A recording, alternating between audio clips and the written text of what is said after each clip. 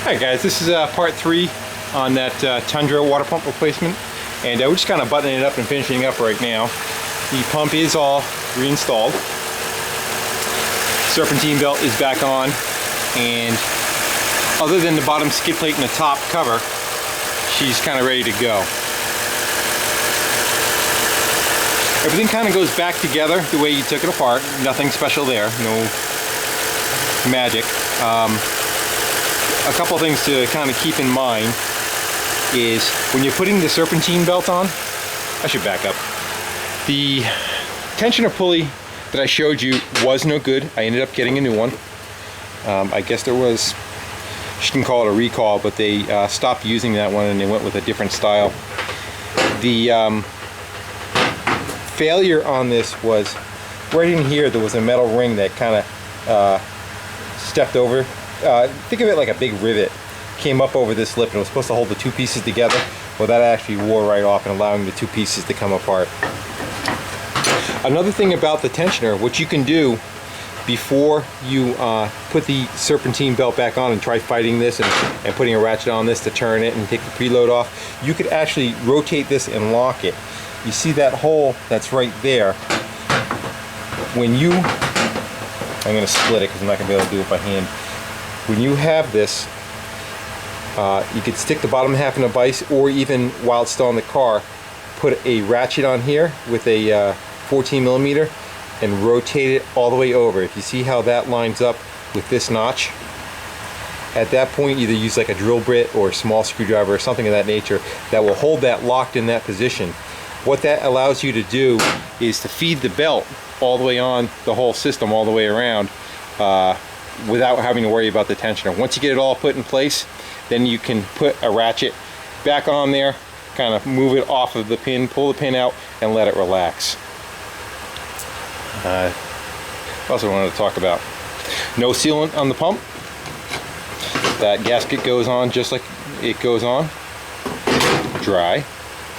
O-ring on that side, make sure the O-ring goes back in. And on this one we ended up putting a new thermostat because the customer wanted a new thermostat on it. So that was right on that housing that you took off. Nothing special there, just the 3 bolts. Comes out as a unit and you replace it. Antifreeze. I ended up using the same antifreeze over again. And one of the tricks that I do is when I go to filter it back through, because what happens is even if the antifreeze comes out really clean out of the motor, you get little bits and particles coming down as you're taking stuff apart and it gets in the pan. So what I do is I get a paint filter for automotive paint, and I just stick that in the funnel and I run that through, and it gives me very nice and clean fluid to put back in again. So right now we're just kind of waiting for it to heat up and for the thermostat to open and cycle the coolant level back down, because you definitely know that came out of there, plus there was a loss. You'll lose a little bit dribbling here and there. So we have a gallon over there ready to go in.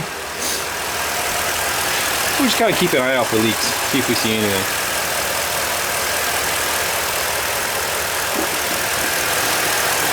And that would suck if it was the case.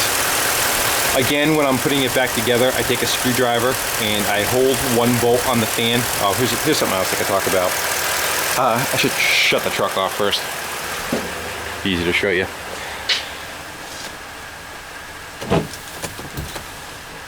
Yeah. There we go.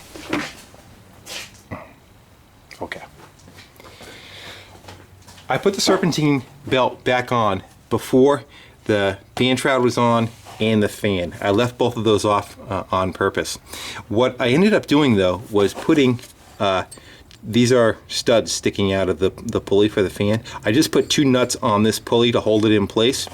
Then I went through the trouble of putting the belt everywhere it needed to go and follow my path with my little template, which is on here somewhere. Where did we go?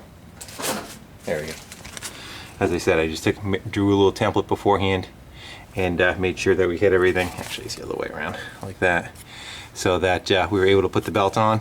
And after that was all said and done, I released the tension on it, took the 2 nuts back off the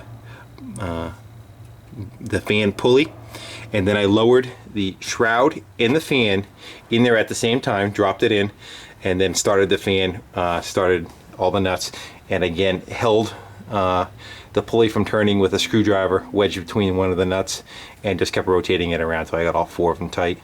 Put the 2 screws back in the radiator, and put the upper radiator hose back on, and then filled the system.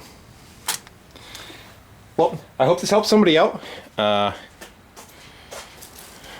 know I went to go look for some information on it and I did not find anything, so maybe this will be the first. Again, thanks for watching, and any questions, please write them down, and if you like, please subscribe. Take care.